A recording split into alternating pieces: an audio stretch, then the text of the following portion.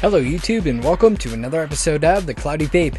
In this video we're going to be talking about two different Clearmiser tanks from the same exact company. They have a large version and a small version. So this is called the Sub2 MKII by Modvapa. So it's kind of your basic Clearmiser head, Clearmiser setup also, but it has a nice little feature inside that I'll show you on the up close. I'll just sound like an idiot if I try to explain it. But you do have a nice little glass drip tip, which I do enjoy a lot. I really enjoy that adjustable airflow, and the machining on this is just top notch. It's a very well made Clearmiser. So there is the kind of larger version that is called the MKII, and this one is called the Sub2 Mini. So here is the Mini, very small, especially on this Sigelei 150. Very small thing, but very well made. There is multiple colors, black, silver, and white. Same thing with the other one, black, silver, and white. And you do get a nice small little glass strip tip on this also. So I'll be showing both of them, kind of just barely talking about the mini one because it's very simplistic, just like your basic Clearmiser head and also Clearmiser setup. But the larger version does have a really nice feature in it, especially for this version. You're not really getting any top filling on this, but what this does kind of accommodates for top filling in a sense. But let's have a little vape on this. This is a 0.5 ohm head. They also come with Ni 200 heads and also varying wattages and varying ohms as far as Canthal heads. Their Ni 200 heads are very nice also. They work really well. But let's check out this Canthal head. So this is 0.5 ohms at about 30 watts. Let's check it out.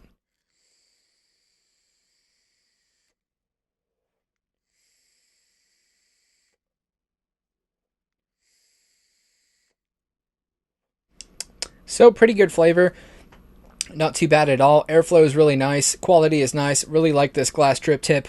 And let's vape on the Mini now. Let's have a little vape on the Mini, 30 watts, 0.5 ohms, and yeah, let's check it out.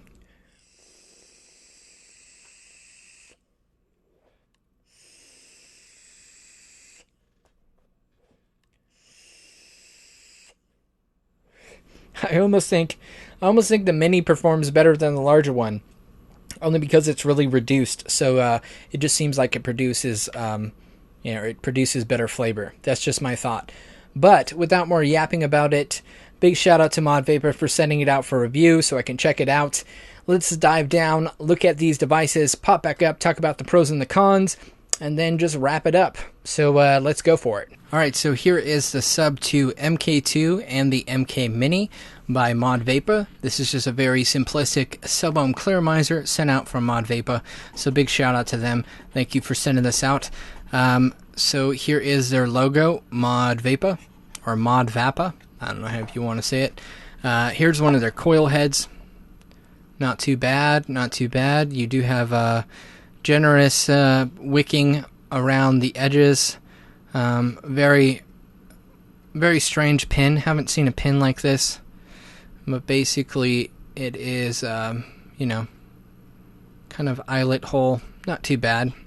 So that is your, that's your coil head for one of these. I believe this one is your, this is your 0.3 ohm Canthal. This is a 0.3 ohm Canthal. So there are definitely different ranges of this device. Here is the actual tank. This is the MK2, so this is the larger version. The Mini is going to be a little bit later. We'll talk about this, but let's run over this really quickly. So you have these kind of cutouts which show your juice inside of it, your liquid inside of it. It has your Modvapa logo right there. Very nice glass strip tip, which I do enjoy a lot. You have a nice pin right there. It does not protrude, so do not use it on a hybrid connection. Let me look at this writing. This writing says, yep, designed by Modvapa. Right there, designed by Modvapa. And that is about it for their tank. You also have, I didn't mention this, but it says Sub2 MKII right there. And that is the kind of the outline. I believe this is made out of a 304 stainless steel. I could be wrong, but it is a stainless steel build. There is also a white and a black version of this. As far as the kind of thing that sets this apart, I guess let's first talk about the airflow. You have a nice adjustable airflow on each side, so about 10 to 12 millimeters wide, if not larger, and about 2 millimeters in height on the airflow. So the airflow is adjustable by just twisting it, and it does lock right here. That locks it right there, so it only turns one way to adjust, but you do have a lot of options for adjustable airflow. And as you adjust it on one side, it adjusts on both sides, so that's pretty cool. Okay, so here is the big change up. Now if you see down inside of here, there is no top filling on this device, at least from what I can see. There is no top filling. I could be wrong. Yes, there is no top filling. I've tested it a bit and I have not figured out how to get this little section off. It looks like it's able to come off, but I can't figure it out. So I don't believe in all the marketing I've seen there is no top filling. But so as you can see, this actually is like spring loaded in there. So if you look down in there, yep, there's actually a spring in there. So what it does is, if you know a lot of sub-ohm clearimizers, the actual base of the coil sits down about right there, and so you can never actually fill these all the way. So this kind of fixes that problem. It's kind of a different way of doing a top fill, because with top fill you can fill it up all the way. This actually springs the entire chimney up, so you're able to fill it up all the way. So as you screw down, you'll see that spring is depressed down in there. So it's depressed down in there, and let me see if I can do it without moving it too much. Now watch inside, that spring will pop up, slowly popping up, slowly popping up, and pop, it pops up. So if you push down inside of there, it actually springs down in. So it almost levels up with the top of this, almost. So it just gives you, I would say the biggest thing is you're not going to get your bottom base ever stuck onto this, because you have force automatically pushing it up out. So as you unscrew, it comes off very easily, but snugs down tight really well also. The other thing is that you can fill it up a little bit higher than most sub-ohm clearimizers. So that is kind of, that's its kind of selling point, I guess. As far as performance, it works really well. No real big issues. I just feel like the cotton takes a lot of time to break in. Once it's actually broken in, it works really well. The flavor is really good, but it does take longer than the majority of tanks I've used to break in this cotton. So there it is. There is a Sub2 MKII by Modvapa. Let's have a quick glance at the Mini. The Mini doesn't really have that spring loading action, but here's in comparison with the larger one to the Mini. It is a little bit smaller, so this is more of a discrete vape. However, this drip tip is very large for being a Mini. But like I said, I do enjoy these glass trip tips a lot, and they work very well, so that is that. There is your marking, Sub2 Mini. You also have Modvapa logo right there, also designed by Modvapa on the bottom, if I do believe. Yes, designed by Modvapa on the bottom. The adjustable airflow is almost similar to the larger version. It has, just spins like this to adjust, and as it adjusts on one side, it adjusts on the opposite side. So that is pretty cool, but this is going to be a lot smaller. You're looking at 7 to 8 millimeters in length and about 1.5 to 2 millimeters in height. As far as the innards of this, there is no spring loaded inside, but you do have these kind of windows right there, so you can see inside, windows on each side, and the build quality is top notch. It is a stainless steel, so this is some type of coating or paint. But yeah, so as far as unscrewing, it does unscrew really well. Let's pop it off real quick. Oh, dropped it. So there is your coil head, and they are, I don't believe they are interchangeable, so that is one issue. If I do remember, the Mini does not fit, maybe, I don't want to speak too soon, but I'm pretty sure the Minis don't fit in the larger versions. So you have to have individual coils for each, so that could be an issue for some people. Now, I do believe that was the issue. Let me look at this. Yeah, so the base of this is just a little bit different, if I do remember. Let me see. Yeah, I believe they are different. So this is for the Mini.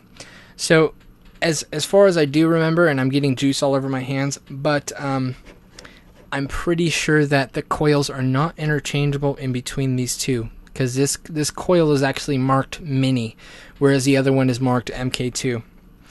So that is kind of a gripe I would have, that they're not interchangeable. But as far as the tank, this is all in one section. You can't really take it apart from my knowledge. You have just a stem shaft down in there that connects to your coil head, and you screw down and you are ready to go. So, yep, that is that. So there it is. There are the two new clearimizers by Modvapa. This is the Sub2 MKII, and this is the Sub2 Mini. So these are the two different devices, and yeah, that's a quick up-close look at it. Let's go back up to FaceTime and talk about it just a little bit more. Alright, so let's talk about the pros and the cons. The first thing I would say about a con would be the break-in period for these coil heads.